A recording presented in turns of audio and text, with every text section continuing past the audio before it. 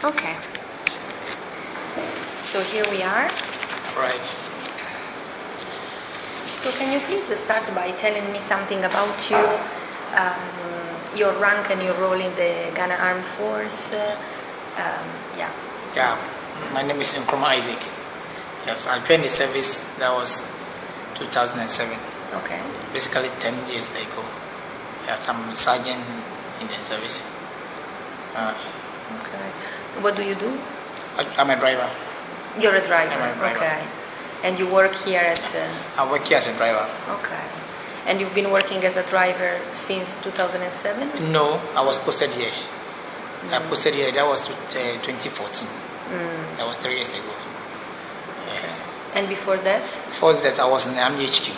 Okay. Yeah. The time that I passed out, my first unit was in Southern Command before posted to GHQ camp. Okay. Then I posted here. And you've always been a driver? I've always been a driver. Okay. So why did you join the army? Why did you decide to join? Yeah, I decided to join when I realized that I have a passion for the service. I like to serve my country. That's why I joined the service. Okay. I like the way they do their things, their discipline, and how they move around. Say that it's a discipline now over there. That's why I joined the service. So how were you aware of the discipline in the army? I mean, when you were a civilian, how did you know about that? Yeah, I was embarrassed. My uncle is a soldier, he's an Air Force man. So I do go around whenever there's a program. I go at sometimes they invite our moms, they attend the programs. The way they do their things accordingly, yeah. You see that there's a discipline, yeah. So you were living with your uncle in the barracks? Yes, I was living in the barracks. Okay, I see. Okay. So you have just come back from a mission, or I just came back from a concentration. A concentration? Yeah, concentration. I'm supposed to back. We are going to a mission on Sudan, on mix. Okay. Yes. When are you leaving? We'll be leaving. Actually, they told us we'll be leaving middle of next month. Okay. Yeah, but anything can happen that we can call upon you that maybe the dates have changed. So yeah, just stand by for anything. Okay. Yeah. And have you ever been on mission before? Yes. Yes. Where? I've been to Liberia. I've been to Lebanon. I've been to Cote d'Ivoire. I've been to Sudan. Where I'm going again. Okay. I've been today. Okay.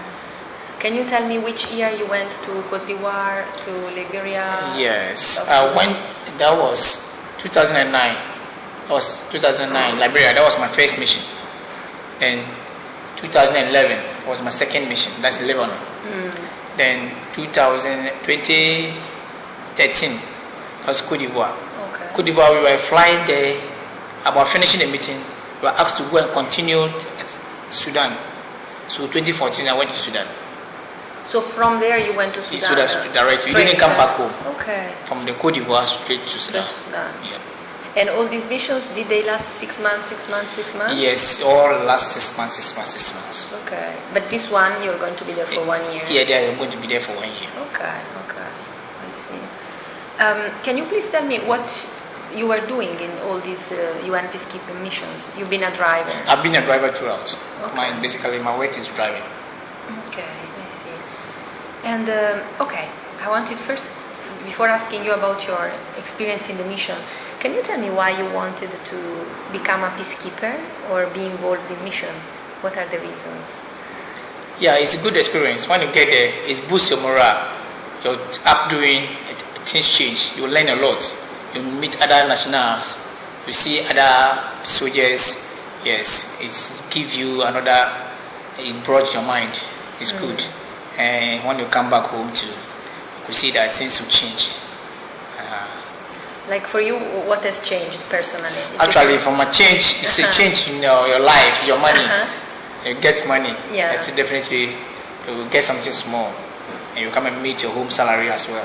So things will change in your life. Yes. For you, have you started like any project or have you built anything with that money? Yes, I've started a project. I've started building. Building? Yeah. Your house? My house. Okay. Is it finished already? It's not finished. I've roofed it, but I've not finished. Left me to go plastering another electrical. Yeah. Yes. Good luck then. Thank you. Okay. And so you said that you joined the army because you liked the discipline that you knew through your uncle. Yes. And once you joined the military, can you tell me what are the advantages of being a military man or a soldier? Yeah. But also maybe the disadvantages or the challenges, because I'm sure in such an environment there are both. Yeah. The most advantages, normally when you are in uniform like this, you have a lot of respect. The moreover to whenever you need something, it's not that easy. Is it somehow easier for you to get it? When, for instance, you go to a place, you have advantage of doing things, but not to bullying people. I'm not mean that, but you have advantage when you're in the service. You see that okay, anyway, life goes on. You can take care of your family. Yeah, you take care of family. You see the next, you are no more a civilian. Your lives have changed. You are now a military man. Yes, so you see that you see the civilian's life is different from yours. Yes, so you see a lot of difference in your life compared to your civil life. And those are the disadvantages. No, these are advantage. So the difference, can you give me like a couple of examples on how the life is different in a positive way? A positive way. In a positive way, actually, when I look at my life, if you basically my mates where I attend school with, when you see them, you could see that if you don't get anything at all, you are fit than them. Actually, not anything. You have traveled outside the country. You experience a lot. You are able to meet a big people, big men, our generals, and even the president. You have access of entering the place that maybe if you are a civilian, you might not have access to. It's very advantage life. Yes. Yes, it's very good. And as like with respect to disadvantages, do you have any, or maybe challenges? The challenges are disrespect. No, that one I will say no. Only disadvantage you see is your family. You live in your family. For instance, I'm with you, my wife, I'm with you. You are not aware that today I'll be going anywhere. I can call upon you anytime. Yeah, you just leave your children. Maybe your wife have just delivered, or last month or last day to deliver, and you leave her, and you back. Maybe you don't know when you'll be coming back. Those are some of the disadvantages that you face in the military. Actually, when it comes to the family, that's what to me. That's what I know. You're married. I'm married. Yes, with 2 kids. With the 2 kids. Yes. And since when? I'm married, and I think that was 2012. 2012. Yes. So when you were like going on mission, was it a challenge for you and your wife somehow? Yes, for that was my second operation. She was my fiancée when I traveled for the first one. We were not married. I came back and we married. And that was the second operation. We got married. You see that this was not like first. Yeah, because there's a baby, and she have to stop her work because I'm away, take care of the baby. Yes. So that was one of the big challenges. Yeah. She's a civilian. She's a civilian. Yes. Okay. So how did you? I mean, how did you decide how to go about it? I mean, you were living. She was working somewhere. She left. Yes. Was it difficult for you? It's very difficult. So, for instance, while she was working, she have to stop that work and do her own work and do her personal business. Yes. So that it will not be difficult for the boss to be. You are not coming to work and other things, giving her problems and that thing. That means she have to stop breastfeeding the baby. No, so we have to stop. She have to stop and take care of the baby. So do her personal work. What did she start as personal business? She started personal business by selling one of, I think, clothes. Yeah, then the cloth for the other barracks, or what you call rice, and you credit for them when it's due for payday. Then to come and pay. Yeah. Okay. And before, what was she doing before starting? Before then, she was working with some what do you call it, restaurant. She was working with a restaurant. Okay. Yeah. So you know the timings to got up. It's a duty. That's how it is. Yeah. You can't sell your baby too. Definitely. Yeah. Okay. And then other challenges that you have met apart from that? Yeah, challenges no. Military challenges no. It's only that I don't think it's that challenges that I really met. Okay. Okay. It's those just normal things will happen in your life. No, there's no challenge. Yeah. Okay. And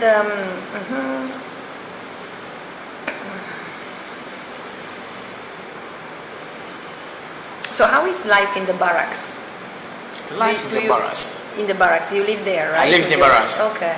Well, life is cool. Life is cool. Life is good to me. To the extent you see always you tidy your area. Yes, you have to make sure that the place is not weedy. Everything is accurate, very standard level. Because normally they come and do inspection and other things. So life in the barracks is cool. You don't see, there's no much noise. It's more like a residential area. So life in the barracks is very cool. Yeah, it's very nice. It's nice. Some of the people that we talked to, they say that in the barracks you have, of course, soldiers that are married to other soldiers, or sometimes you have soldiers that are married to civilians, like which is your case. And they told us that the civilian wives, they usually have a person that they refer to that is called the magajia. Yes. Yes, are you aware of that? Yes. How do you see, what is this person doing? Yes, magajia is in charge of the soldier's wife. Yes, he take care of the soldier's wife. In case of any information, you send it across. In case of cleaning, you send it across. In case of you have an issue, you have to see the magajia. For instance, I've been away. If something happened, my wife has any problem or personal problem, if you want to channel it to the high command, I have to tell the magajia. Magajia will forward it. So that's what magajia is their work in the barracks. Yeah. Okay. Has she ever been of any help for your wife or for you personally? Oh no, no, for me I've not benefited anything from the magajia actually. Yeah. Not even your wife? Not my wife. Okay. Benefits anything, no. Okay. And in the barracks, how is the relationship between the civilian wives and maybe the female soldiers? Do they interact together? They do interact together. They have a good relationship. But other barracks too, you see maybe one or two, human beings. Sometimes problems from here and there will happen. Yeah. But it's not to that to extent that you escalate and give a big problem, no. But you see that maybe there might be one or two challenges, but it's solved by magajia. If anything, or the CU, when the magajia see that it's beyond the standard, just call in CU to come and advise the two, then they solve the problem. And has anything like that ever happened in your barracks, like a conflict or? No, my barracks is no. My barracks is small actually. Our place is small. Southern Command Headquarters. Okay. So our place is not that big. When you go to Bema Camp, other things, it's very big place. 1 billion, a very big place. Maybe something might happen over there. I'm not aware. Okay. And you said that you have 2 children, right? Yes, please. Yes. How old are they? One will be 4 years, 26 of this month. I want to be 3.5 this month. Okay. 1.5 this month. 1.5 this month. Okay. Are they both boys or? The boys. Boys. Okay. And I just wanted to know, when they were born, did you benefit from any like paternity leave or? Yes, I do. Okay. I do. Actually, my wife was CS. Had a CS. So our benefit is that one is a free of charge. The CS is free of charge. And then sometimes the only thing that you will not get is the medicine. They can give you the medicine, but the medicine might not be available at that particular point of time. So what you need, you have to get the medicine. Later on, you go and claim it. You forward it and claim it. But I did not do that. After me buying it, I just see it's not that, because I've taken it. The CS is free, other things is free. But the medicine, I didn't follow up to call my money back. So it's good. It's good. Okay. It's good. And you benefited from how many days of paternity leave? Yeah, my wife was CS. You had about 4 days in the hospital. Yes, before she was discharged. Yeah, so you were there. She was there for. I was there. She was there for 4 days. I was with her. I would go in the camp. You were with her? No. I'm in the house. The morning. Taking care of. Yeah, taking care of everything. Yeah. Okay. And do you think it's enough, like when you have a child, do you think on the side of, on your side of the father, what the army gives you is enough in terms of paternity leave days, or would you wish the army to provide maybe some extra Yes. things. Yeah. For we the men, we don't benefit from any maternity leave on other things at all. Yeah. So if the army could do some way of at least your wife have given birth, so at least you will be with the wife for at least a couple of days or just a week. Yeah, you'll be okay because as I've given birth as a fresh, might need your attention. Even though your mom or your mom might be available, but some things she might need you to do it. But in the army, we the men, we don't enjoy that one. When your wife will deliver today, next day you have to go to work. The next day. You have to go to work. Unless it's discretion on your command, like my office or my commander. Like I came to him that, oh boss, this will happen. He might tend to give me some days. That is him. Like in your case, yes, my case. He can give me some days. Oh, a boy, due to this, you go and so they take these days off. So I take care of your wife and come back. Yeah. But actually in the book, it's not documented that when your wife is giving birth, you should be in the house for this number of days and you come back. No. Yeah. For the ladies, I don't know if it's 6 months or 3 months. I don't know, so I don't want to. Ladies, they have some months. Yeah, they will take care of it. Okay. Okay. So let's maybe now talk a bit about how you see like the contribution or the role of women in the Ghanaian army. I know that with the time a higher number of women have been recruited in the army. So do you think it's important to have diversity in the army? It's important to have women in the army, and why? It's very, very important to have ladies in the army because when a man will alone, you are someplace. You see, our behavior is different. The moment you have one or two female among you, no matter how the standard, you change your character. Even your dressing, your talking, you become a discipline because there's a female among you. Oh, really? Yeah. Your life will change. No matter maybe the way you just live yourself, you know that there's a lady among you. So be different. You're updoing. Yeah. So you've seen that. You see that. Yeah. Everybody. Yes. There's a lady here. So you have to be a gentleman. Okay. Yeah. Okay. So it's good. Interesting. And do you think, like, because you've been in the army for how long? You said. I'm in 10 years in the 10 years yes. now. Have you seen like an increasing number of women over these 10 years? Yes. Yes. Yes. It's improving a lot. It's improving. And so the working environment, like the atmosphere at work, it has changed when we do more women. Yes, changed. In positive way. In positive way. Is there any negative aspect maybe of sometimes women being in the army or having? You mean in the army or you are talking about the operational area or? No, maybe here, yeah. No, it's good. It's good. It's good. Yeah, we have our ladies. Some things women cannot do it. They do it. So they are there for us. So at least it's good. Yeah. So are there things that you think women can do better than men and men can do better than women? No, from the military work, the ladies, I don't think they can do better than the men. Yeah, they do their own. That's their best, but they cannot do up to the extent as a men are doing. Just because they are ladies. And times will come, maybe you have his mind, he cannot work as it is. And then maybe when she's pregnant, she cannot, the standard she was doing before, she cannot be up to that standard. So for the comparison, they cannot more than us.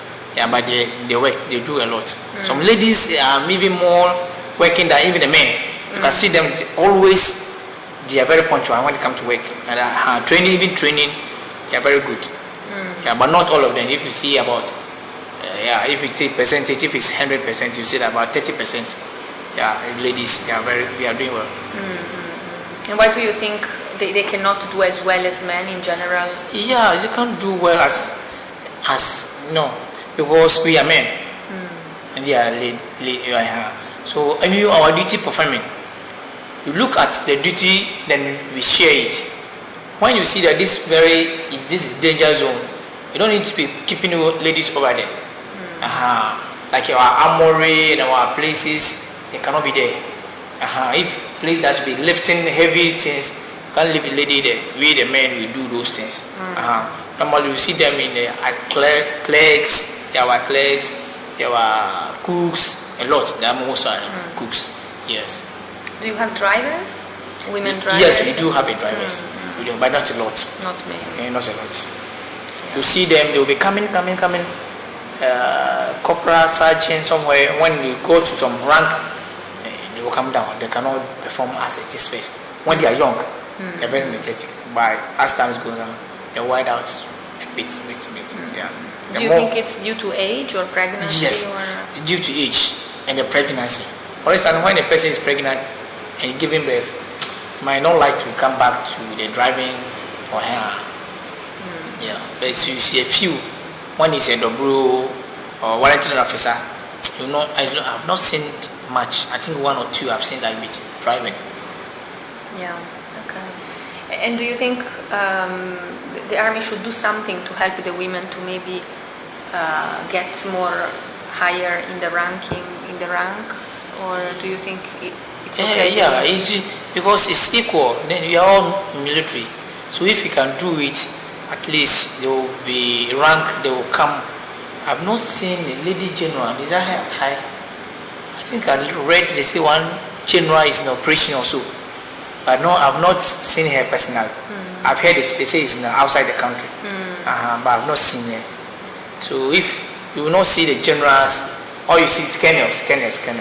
Yeah. So if at least, I don't know if other countries too is the same, or we are copying them from them. I don't think we have. So if that is the case, fine. But if they want to look at it and they give them at least, when we go to operation like this, they don't go as a commanding officer. We don't have a female lady commanding officer. So it should be amazing that this Gambat is having a commanding officer as a female. It should be at least to be nice. So if they give that exposure, why not? But tell me, like your point of view. If you have to go, for example, on mission, and then you have a commanding officer that is a woman, how would you feel? Or how do you think even all the male soldiers would feel? Would they take her really seriously? Would they really respect her? Yes, they will do. They will do. Actually, they will do, because when a woman have a position, she's very firm. She's very firm, unless she herself loses herself. But when you give a lady such position, she know that she is working with a man. So there's no way she will give chances. Yeah, she will be very strong. I know that she will stand on her feet. Yeah. But also that maybe some men could at first. Yeah, the men. Finally. Yeah, says, lady, for lady. We men we have that one. So for lady, how can women lead us? But it will be possible. Yeah, with that one it will happen. People will talk about it. People will talk about it. But it will be nice. I know that Gambat, the Gambat which will go as a female lady for that Gambat, they'll respect her a lot. And you will have a love for the Gambat. People will work it a lot. Women know how to take care of men. Yeah, if you come to, yes, you will not be talking to you harsh, and you know how to come. Whenever you give your assignment, she will know how to talk to you. Yeah. It not be that hard. Yeah. So she can actually create a good environment. Yeah. Okay. Okay. And let's now look at maybe the operational area. Now you are on mission and all that. Do you think that women can contribute to the mission? It's important to have women, for example, in Sudan or in Liberia. The mission. It's very important to have them. It's very, very important. We have a research called Coding and Search. Recording and search, and you have female searchers and have a male searchers. So when you are searching the civilians, you are searching a civilian. Female search female, male search. So it's like that. So if you have a female among us, it's good. It's good. Yeah. Because of course women maybe will search the women and all that. Yeah. So that is one thing. Is there anything else that women can do? Yeah, women do that a lot. Because when, for instance, when we are there, more times our cooks come from them. Yeah, when we are, for instance, we are church. We have a church, Christian, even Muslims. When they are among us, when female, male, women in the church, they help a lot. Yeah, so those things, they do help us a lot. What do they do in the church, for example? Yeah, the forest or choir. Okay. Choir, Yeah. they sing. So it's good to have it. For ladies, we have the gambat is good. It's good. Okay. Okay, now I wanted to ask you about your own experience on mission. So, okay, say it again. You were first in Liberia. That was your first one. Then Lebanon. Then Cote d'Ivoire. Yes. Then from there Sudan. Yeah. And now you're going again to Yes. Sudan for 1 year. Okay. And how can you compare all these different missions? Can you tell me the one that was like maybe easy or better for you, and the one that has been maybe very hard, and why? Yeah. I will start from the Lebanon. It's the easiest and a nice place to be. Even though there's a work. When you talk of operation and work, Lebanon is a work. But with our logistics and environment is cool. It's very nice for us to be. Yeah. So when I'm comparing, the Lebanon is very nice place. Yes, the weather condition, you see that it's a nice another nice experience is when you're lucky. This time, when you go, no matter how you see the snow. You know, when we are in Africa, we don't experience those things. So when you are there, you see at least there's a snow. And then the road network too is good. When you're driving from point A to point B, the driving is very good. Yeah. And then our vehicles does not develop much problems. So it's good.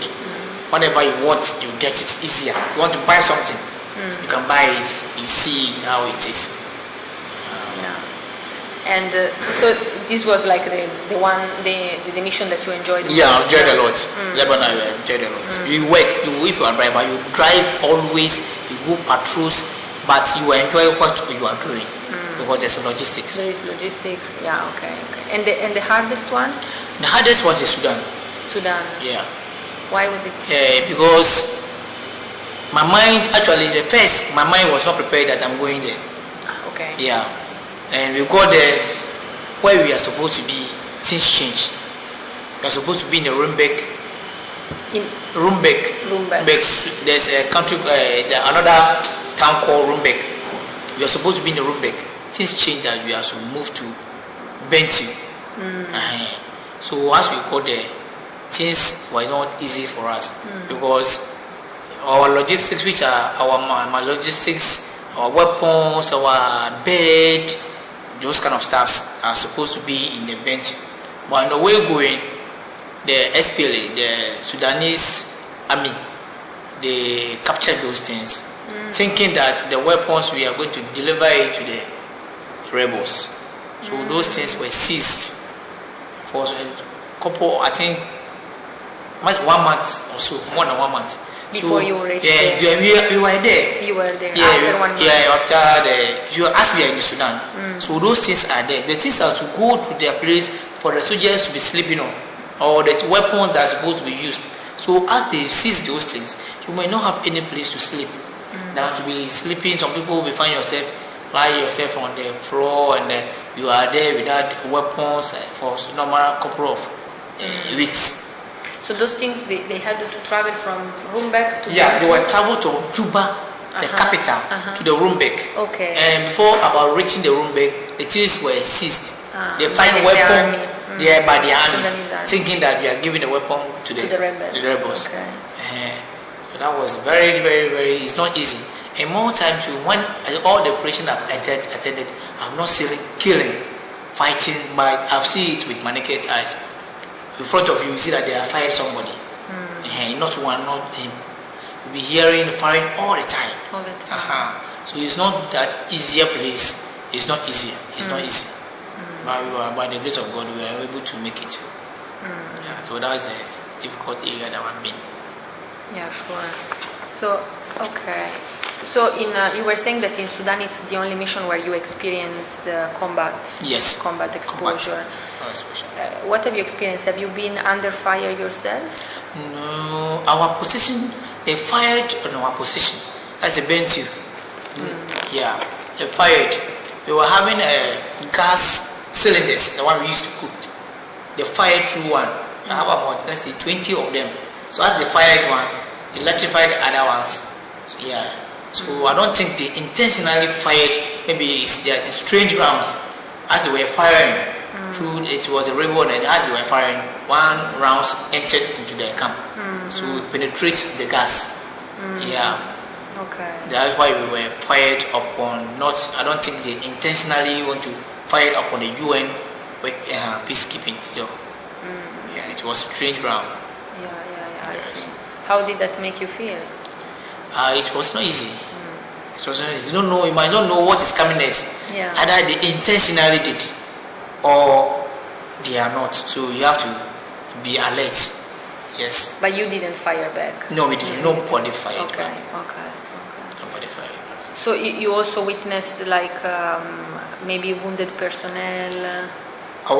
Yes, our people no. Our people no. Okay. Yeah. But wounded civilians. The wounded civilians, wounded soldiers.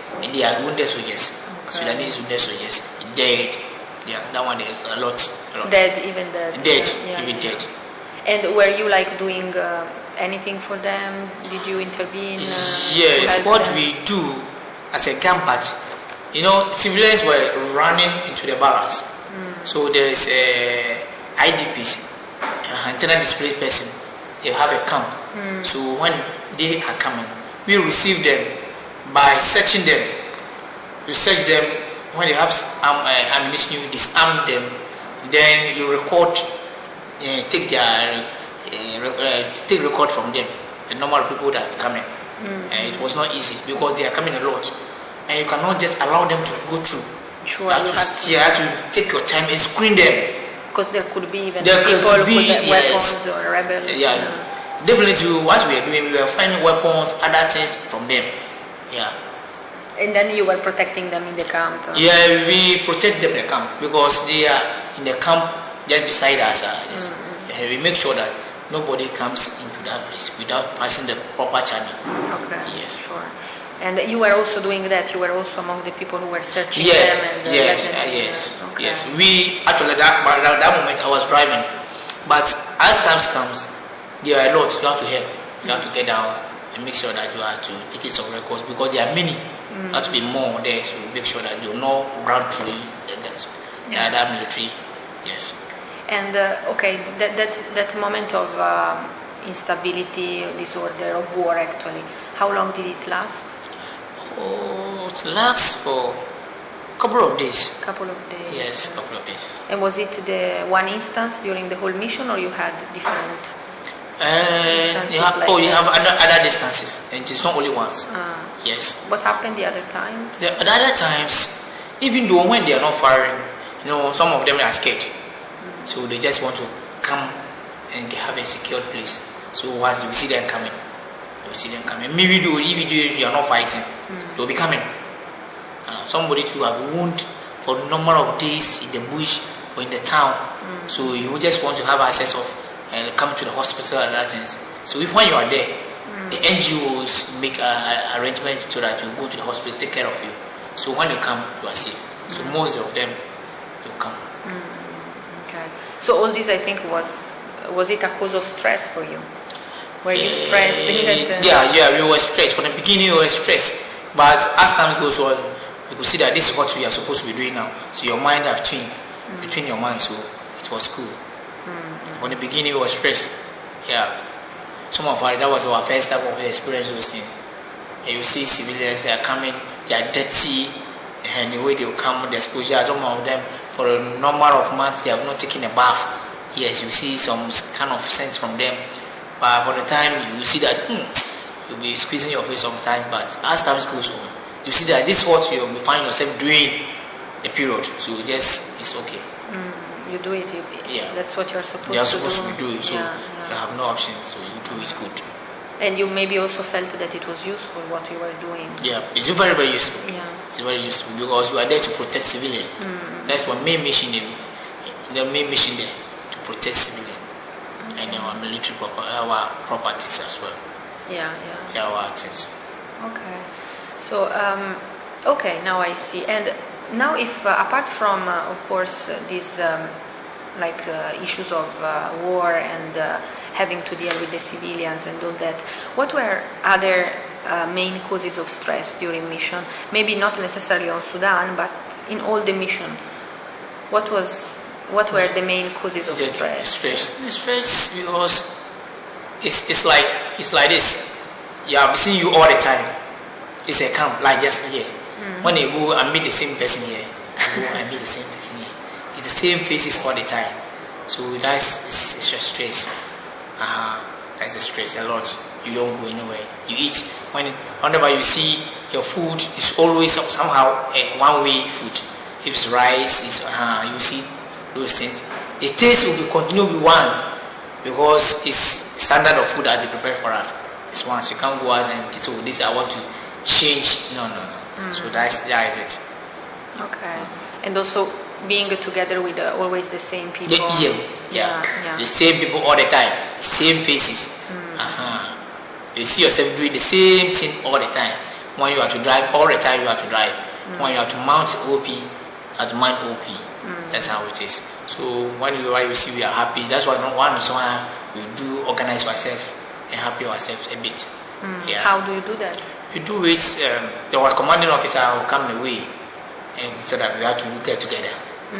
All rounds, we dance, then we play some music, then we dance, we cheer up, set up. Sometimes when you go to a church gathering, then we go and do those things. You see that. Even though those who are quiet, you see them talking. Yeah. And for you, like when you were feeling so much stress, maybe related to work, how did you manage that? What are your own strategies to manage to cope up with this stress? Yes, what I like is always when I'm with my phone, when I'm browsing. Yes, I chat with my friends a lot outside. So you see yourself when you are busy, especially when you have access to the internet, the stress will not be that much. But if it's the case, you cannot even have access to the internet. Everything is ceased. So you are lucky you have access to the internet to be chatting. Whenever you feel bored, you go to your computer or you watch movies. Or when there's a football match, when you're a football fan, you play football, or your team is playing, you see that you'll be happy. You forget about anything, everything. Then be in that moment you are okay. Okay. And among all these missions, in terms of the work environment, so the relationships with maybe your seniors or your colleague, what was the mission that was the easiest in this sense, and maybe the mission where you had some issues or maybe some conflicts or some hard times, some discomfort? With my seniors or something? Either your seniors or even your colleagues, your peers, maybe the mission that was a bit hard or... No. I can't pinpoint anyone. Yeah, it might happen to other colleagues, but to me, no. My first mission, I was privileged to drive our OC. Okay. And the second to same, I was driving OC. And my third operation, I was having deputy commander, our commanding officer, the DCO, through there to the Sudan. So actually, no, I don't know. No experience anything that and moreover when you travel with the drivers, you see they will be out of bounds or going out of camp. Yes, but you see a driver always be going beyond those barriers. Don't go here. Okay, we are here, nobody should go out, but the driver, you definitely go outside. If they need something, you will go in. So for drivers, I think that one, to me, I don't know other people, but me, when I'm driving, I don't have a problem. It's part of my hobby. So at least you go out a bit. To go out and see other things. So it's better than it's staying better sit in one place. Yeah. Okay. And were you working also with you were working with your Ghanaian colleagues, or have you also worked with international people? Yes. You mean the same camp or in the same camp or in the mission area? In the mission area. You work with other nationals. Yeah. You too, you were in contact with them? Yeah, we were in contact with them. We talk when the person can speak your language. If you cannot speak at all, when they come, we do hand signal, we chat here. Yeah. Is there one mission where you actually met a lot of different people more than others? Which mission is that? I think in the Côte d'Ivoire. Côte d'Ivoire. Yeah, we were having when we was other mission from, because we are English, so we met French, other nationals too, and we are in the same camp. Yes. Okay. And how was the life with these other people? Was it okay, or it was sometimes difficult to work with them? Maybe because you have cultural differences. Yeah, it's okay. It's okay. It's okay because you don't chat for long. You don't be with them. You don't. So whenever you meet like this, you talk. We share ideas, your country, or the other things here. So it's not that, I don't think it give problems. No. Okay, because you were not working with them like every day, doing things together. You don't sleep, you don't have the same accommodation. Yes, yeah, you're separate. So we're separate. Yeah, sometimes, most of them, our camp, they will come and work. After working, they go out to their base. But we are here, so they will come. When they come to work, they only come and work and go. Yes, but we are staying busy. We base here. They will come and work. After work hours, they go back. So you never experienced any conflict of any sort with them? Okay, okay. And do you know about other people maybe experiencing that? No, I've not heard. Nobody have mentioned it to me. Okay, so, yeah. Okay. And okay, can you maybe describe me one typical working day on a mission? Maybe if you want to, let's take maybe the last one, the mission in Sudan. So you woke up what time? What do you do every day? Unless something happens. Every day, we have something called, it's a program. It's like part one. It's this your paper. Everybody, if you are on duty, you know that you are on duty. They will be published. Yeah, you are for duty. Here, you are for duty. There, you are off. You are on standby. It's like that. So, any point of time, you know what you are supposed to do. You have some people on standby. You have some people you are off. Even though you are off, anything can happen. They can call upon you. Yeah, so we just ready in your mind. Yeah. And when you are on duty, for example, a typical day when you are on duty, what do you do? What could you do? I can imagine you don't do exactly the same thing as a driver. No, you don't do the same thing as a point of every day. Yeah, you not. Oh, but if you are, like for instance, you are a clerk, you know what you are a clerk. Yes, I'm a driver. I know that I'm a driver. When somebody is supposed to perform sentry duties, yes, you know how to do the sentry duties. But we don't change. Like a clerk is on a sentry, and tomorrow clerk, sentry to become a clerk. No, it's not your field. You can't do it. Yeah. So everybody, you go to your way. And you do your specific. Yeah, specific how you suppose. Okay. And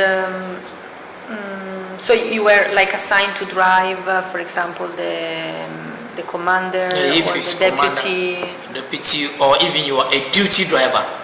You can perform a duty driver. What is a duty driver? The duty driver is like people are going for sentry. The distance is far.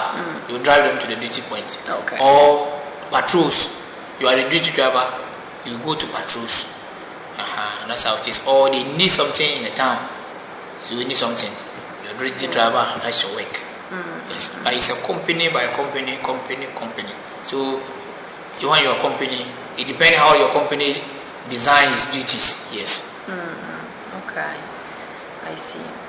So you worked with the local population in Sudan only, because you were saying that for what was happening, sometimes you were required to get off the car also to help your colleagues to search. Yes. Only in Sudan. Only in Sudan. Okay. And okay. In these instances of insecurity, so they were coming. So you were performing the search, basically. No, I was not performing the search. But I would just be alert position to make sure I contact to my other person. Or if they are not enough over there, how to help. You have you post sentry and people to search. Okay. And because you cannot hold a rifle and do the search. Okay. You have to sling your rifle for search. So we do. For you were having your rifle. Yeah, I'm having my rifle to have eye contact with the other person there. So if you need anything fishing, somebody may be doing anything, that you see it and give the sign that these are persons inside they want to do anything, then you just help them. Okay, yeah. And okay, do you think that you were like trained enough or aware enough to deal with the local population, to talk to them, to relate to them? Yeah, very enough, because when we are going to concentration, before you embark the mission, all those things we are taught before you get there. So if you got there, it was not too surprise or something that we are not aware. We know, but just that we have not. Some of us have not experienced it before. You have some people who have experienced it before, but the old soldiers, they knew. Yeah. If you don't know anything at all, we have a lesson about it. So it was not that. So you feel you were equipped enough? Yes. For that? Yes. Okay.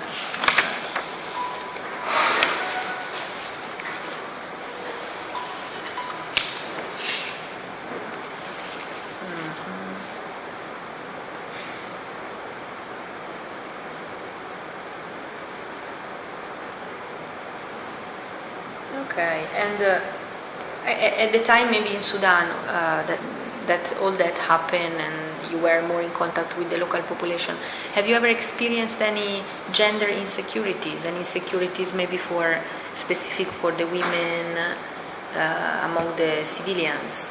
Were you aware of anything that was affecting them specifically? Or have for the civilians? Yes, especially for the women or children.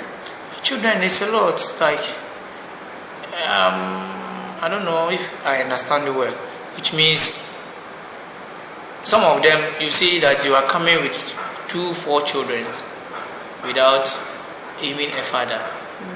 Yes, so it's a big challenge especially for the women, the civilians. More of their husbands or their concubines, which are in the bush fighting. So you see the woman taking care of all those children without a food. Children suffered a lot. And they come to for you, you see from their faces and their body, see that very, very hungry, dirty and neat, even clothes, shelter, no.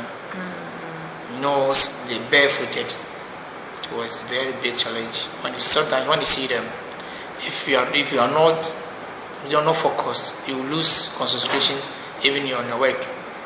You'll be looking at them, you see that you emotionally, if you do, it will affect you. So, look at this person. Yeah. So even you experience that? You experience it, you see that it's bad for them. Yeah. Okay. And were there like any activities there specific for women to take care of them? For the children? Or the women? Or? I didn't see anything they were doing. I didn't see their work actually. I don't know, but I knew they farmed. But where we are, I didn't see them farming. Because before you see them, you are not able to go to town. Those times you can't go to patrols. We were first, so we didn't go long patrols. We were doing only escorts, burial escort, airfield escort, and then if maybe VIP, somebody's coming, somebody's going, escort. So it wasn't. This time I was told it's now long range patrols. How do you feel about going back to Sudan? Are you scared? No, this time I was good. No, this time I'm very, very happy to go back. Yes, I'm very, very happy to go back because we started it.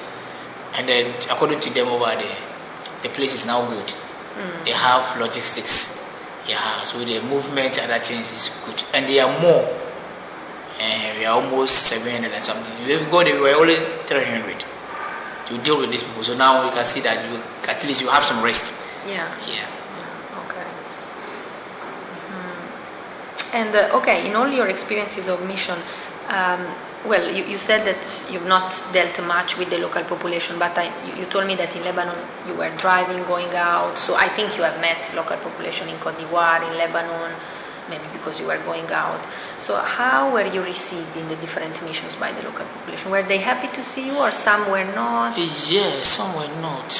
Especially when? Yeah, some were not. Some were thinking, even Cote d'Ivoire, the locals think that it's their money that they used to pay us. Oh, really? Yes, it's the money that they used to pay us. So some of them will not receive you well. But that was about, let's say, 20% out of 100. but other people, we know that we share the same border, the same boundary. So from Ghana to Cote d'Ivoire, it's not so we have that common relationship here. So that one, some think you are there to take their things, their money, that's the government money that is given to us. They may not understand how the money is coming from here. And in Lebanon? In Lebanon, they don't have problem because Lebanon, actually, the language barrier is a problem. Language barrier is a problem. And by the Lebanese, those who do business, they are always happy to see a Ghanaians. Nobody. Because when we go to Lebanon, we buy. If you, especially electricals and other home appliances, that's what it's lesser cost. So I might say it's lesser cost over there. So we have opportunity to be there. We buy them and things. We buy them in larger quantity because if every soldier you go to buy one television, compared to the number, is great. So they're always happy. Those who do business, they're always happy to see us over there. I've not have a problem with Lebanon. No. No. And Liberia? Liberia, no. Liberia very friendly. Oh, really? Yeah, they are very, very friendly. Okay. Because more the language, we speak the same language with them and that. Liberia, they are very, very friendly. Yeah. Okay. And then, I wanted to ask you also something about the sexual exploitation and abuse policy. Are you aware of that? Yes, I do. Yes. How do you? What do you think about it? Do you think it's effective? Do you think it can be improved, for example, or do you think it creates some issues? What do you think about it? To create, I think it's the standard is what we are experiencing is okay. Among us, I've not seen anybody who's been sexual exploitation and abuse that maybe you are calling for disciplinary issues that maybe you are so. No, I've not experienced any. Yeah, I've not. So improvement. If I say it's improvement on it, which means I've seen something. So the standard is okay. But does it? Do you feel that it creates a lot of stress, especially on male peacekeepers? No, I might say it's a stress, but it's not that, because we have a female among us. We do have a female among us.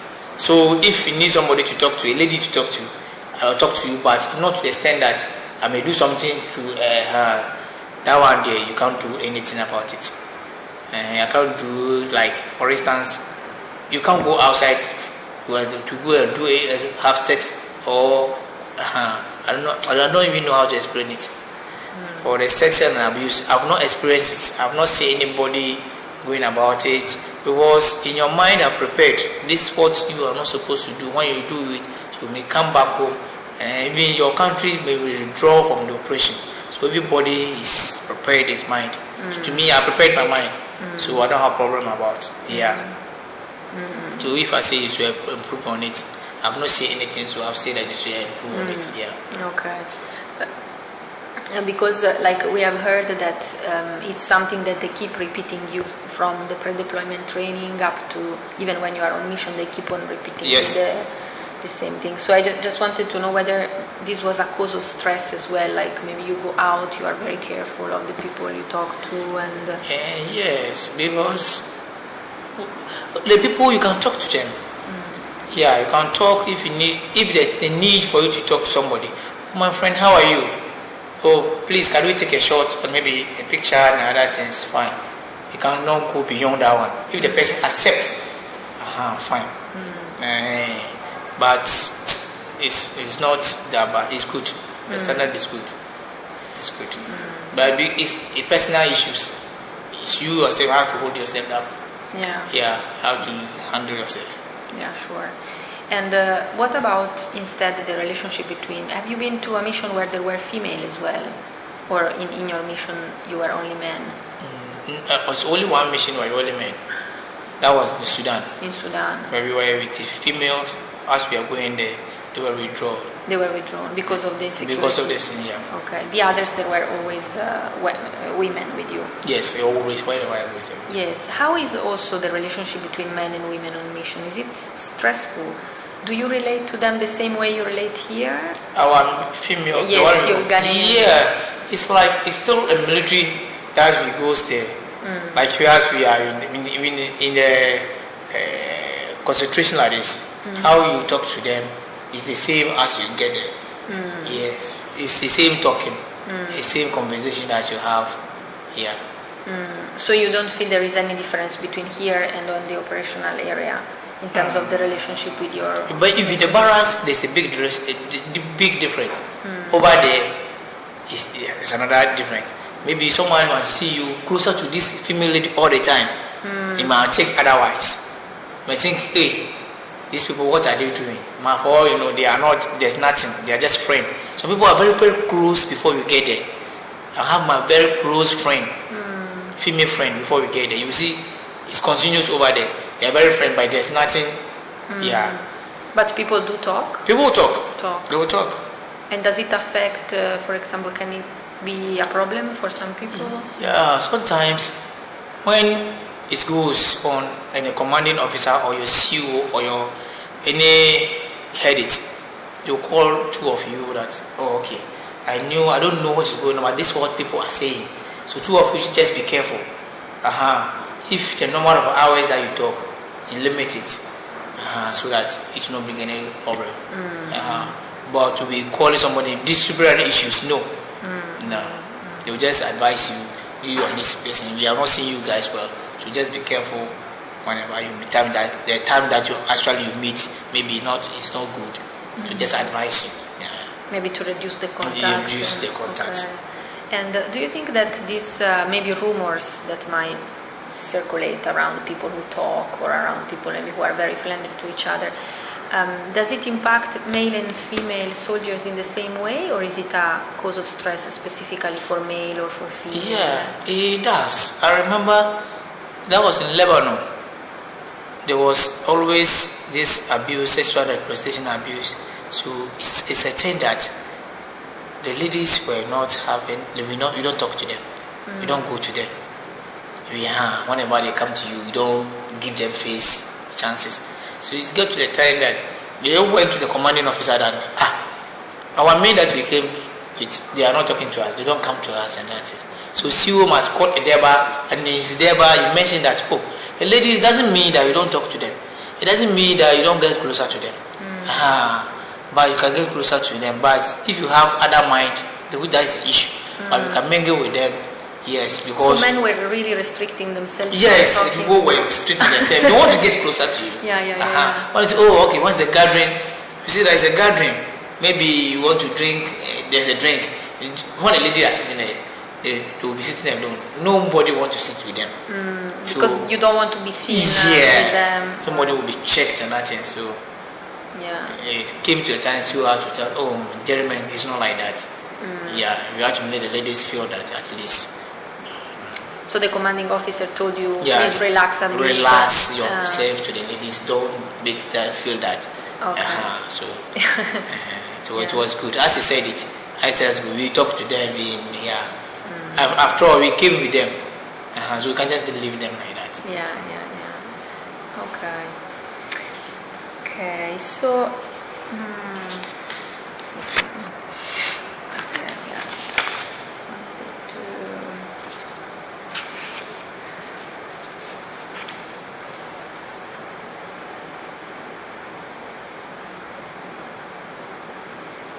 Yes, I have a question about maybe the civilian components of the mission. You were a driver, but have you ever worked closer with NGO or maybe with the civilian components of the UN yourself? No. Okay. And yes. And then I wanted to ask you about, now when you came back from the mission, all the different missions, have you ever had a chance to feedback on your experience on mission once here? did they call you to know how the experience was, or did you have like to fill a form or No. to feedback? Never. Never feel any form about how you experience over there. No. Would you want that to be maybe a practice? Yes, it would be nice. It would be nice when they ask you how your experience over there. You really know what is good. Everybody know. Maybe what I'm saying, somebody will come and see something else. Yeah, so it's good that they will call us. At least you know what is going over there. Yeah, it's good. It will be very nice. So if you have like issues among maybe like at the base camp, or if you see things that should be changed or improved, you would want to have a say. Yes, things will change. Yeah. It will be good. Okay. And every time you were returning home, how did you find adjusting to life back here? Was it easy, or were you? It was like to settle here again? Yeah, it's not all that settled, but you see that things will be changed for you, especially when you go to 1 year and you are back. You could see things have changed. To settle, to come back to the issues. Even your own country, your money, you see that expenses, before you see you over expense. Yeah, now it is. It's a big difference. What are the main challenges of readjusting? Readjusting, you see, first the weather condition, especially when you're from Lebanon, the moment the flight tax that you get down, you see that the weather have changed. Because there's AC or everything, the weather is changed, and the flights with this air conditioning. When you get here, you see that, I don't know how maybe you experience this, when you go to the airport, the weather that you meet, it tell you that you are in a different, you see that's one of the difference that you see. You see that, when I passed here, this thing was not here before I came. Yeah, the things have changed. Yeah, you see that if, as well, now development is going on a lot. You see that, hey, this building and that things will change. Yeah. Those who have traveled, they will come, this building is here, you will be surprised. Yeah. And about like maybe getting back to your role as a husband or as a father, is it also? How is it? Yeah. To your family, you mean your family? Yes, for your own family. Yeah, you will be happy, but you feel some shy to still there. Really? Yeah. You will be happy, but you still feel shy with even your own spouse. You feel shy. Yeah. Yeah. How were you received by your own kids and wife when you came back? My kid he was just looking at my face. He just looked, who is this man? Yeah, as maybe for a couple of about 3 days before I realized this is my father. Yeah. And your wife? My wife, from my wife, we talks a lot, so it's not that big different. Yeah. With her, you talk a lot on WhatsApp? We talk on WhatsApp. Yeah. We talk on WhatsApp. Those times, was it WhatsApp? No, it was Facebook. And then Skype. Okay, that's good. And now that you are going for a mission of 1 year, is there anything, not that scares you, but do you have any concerns about maybe how your family that is going to stay behind? Yeah, I have a lot, because I don't have 2 kids. Yeah, how they are going to live. Even when I went for the concentration, they were calling, Daddy, come, when are you coming? And that love is there, Yeah, so I have a lot thinking about them, how they're going to cope without me. Because I don't have a friend. My friend is there. Yeah. Okay, so do you plan maybe to do Skype calls with them? Or? Yes. I'm planning to. Now WhatsApp is having a video call. Yeah. So even when I was in the concentration, we made a video call. To see them. To see them. Yeah. And they know what you are going to do. Yeah, I'm going to do. Yeah. My wife will know, but the kids you might not know. Yeah. Okay. What did you tell them? Like you tell them that I'm away from work? Yes. No, I just tell them I'm not coming now. I'm going to training. Okay. So you call, Daddy, you have not finished training, come. I say, you are still training. Yeah. So as time goes on, Daddy, are you training? I say, yes. Okay, when you finish, come. Yes. Yeah. Okay. And do you think that because you are a father, do you think that this makes you maybe a better peacekeeper? Yeah. Rather than maybe someone who is not yet father or... Yes, it makes me best. How? Tell me, explain. Because you have been away. and because they have what they have impact in their mind, they know that the father is away, but they still cope till I come. I come and meet them the same way. It make me best. Okay. And okay, now just one question or two about the training. Yes, so you have just finished the training now, the pre-deployment training. So were you introduced to, I think, many topics? You have a first week where you are introduced to topics in class, right? Mostly in class, and then you do the physical training, the practice, and all that. What are the subjects that you have found particularly interesting in the training or useful for the mission? Okay. The coding and such. You have a lot. You have a base camp, you have patrols, we have compass, we have radio communication. I like the coding and such. For while I joined the service, I didn't know much about how we code and such. We do it, but I don't know how it goes about. But this time around, I could see it very clearly. We had the rehearsals and the final rehearsals before the main aspect of it. So I like the coding and such. Okay. It was very good. And among like maybe the subjects that you discussed in class, do you remember any topic with the presentation?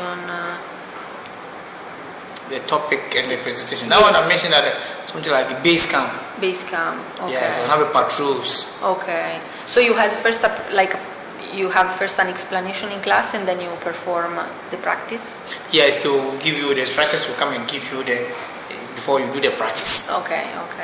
Have you ever had any course or lesson about, for example, stress management? Yes, we do. We have a stress management. Yeah. How is it, the stress management? And they came and tell us how the stress, how to managing of the stress, how to go about the stress.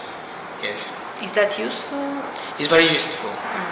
We know much of them, but they came and elaborate on it in school. Yeah. Okay. And have you had any class on gender? Gender. Yeah. What did they teach you in that?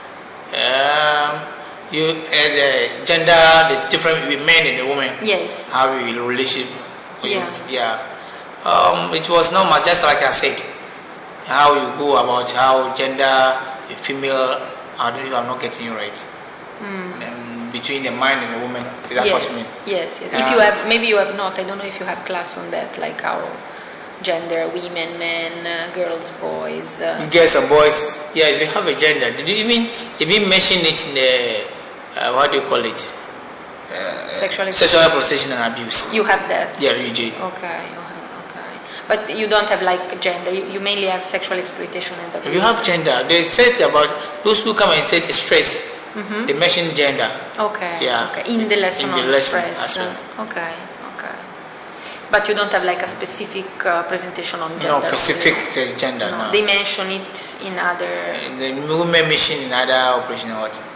Do they mention like you don't have like a specific presentation on gender? No. Sure. Okay. So you had sexual exploitation and abuse. Then talk about the gender. Even the person who came and teach us about the stress. Talk about the gender. Okay.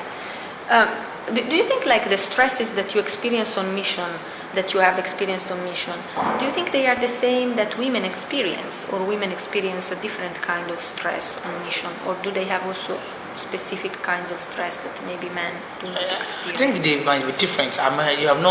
Nobody have tell me anything about their listen, but I believe they might be different. And nobody have mentioned anything to me, so But do you see, like, for example, you as a man were experiencing different stresses that you don't believe women are experiencing? Yeah. I don't know. Maybe they might. Maybe boys they want to be different than our own, because boys we mingle a lot. Yeah, we mingle a lot. We have passion for football, for movies and that thing, for playing games in football. They don't have. And so their stress will be much different, and ladies' feelings too is different than our own. So definitely on the different. Yeah. So you believe maybe because you as men you have some activities that you like doing, for them they don't have. They don't have. Okay. You always see them indoor. Indoor. Yeah, you always do. When they are not doing anything, those one they will come to you and then they will talk about even the football.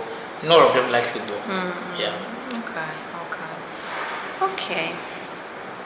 Is there anything that you would wish to improve in the pre-deployment training? Because you've just been back from there. Do you think that there should be an improvement? Yes, there should be improvement. It's improvement in basically in our logistics, or even especially improvement in our internet access. Yes, we need it a lot. For instance, in the Bentu where we are, you can't make a call. The chips, even put your SIM card in your phone, it will not work. So it's only internet call. According to those over there, the internet is not that strong. So when we have a very good internet, all the time you can talk to your family. Yeah. Yes. Yeah. Okay. And in the training, in the pre-deployment training that you have had at Bondassi, would you wish anything to be improved? Over there? Yes. Even the content of the training, or I don't know, anything. Yeah, maybe it's all based come to our logistics. Yeah, sometimes they will be teaching you something, we don't have the equipment for it. You like how to detect somebody who's having IDs, you're on the person. If somebody have explosion IDs, you don't know. Search. You will not have that kind of equipment to do it. You'll be saying it, but you're doing it without having the equipment available. Yeah, so if you can do something about it, it will be better. Yeah. Okay, sure. Okay, then I just have the last question that is about your age. How old are you? Yeah, I'm 35 years. You're 35. Yes. And what's your background? Did you, before joining the army, what did you complete in education? Yeah, I'm a senior secondary. Senior secondary. What did you study at secondary school? I did visual art. Visual art? Yeah. Oh, wow, interesting. Okay. Thank you. Thank you. Do you have any question to ask me, or? Oh, no, I just want to thank you for giving me this exposure to. Yeah, we'll be happy to be hearing these things so that we at least, and if there's improvement there, we will do it for us. Yes. I know that my boss, because I'm her assistant, but I know she's going to write a report with some of the issues that are coming up, and then she will share that. Okay. Thanks a lot. Really. It was a great pleasure to talk to you. All right. Thanks a lot. Thanks. Bye. So you'll be sending me the other guy? Yeah. Okay. Thanks.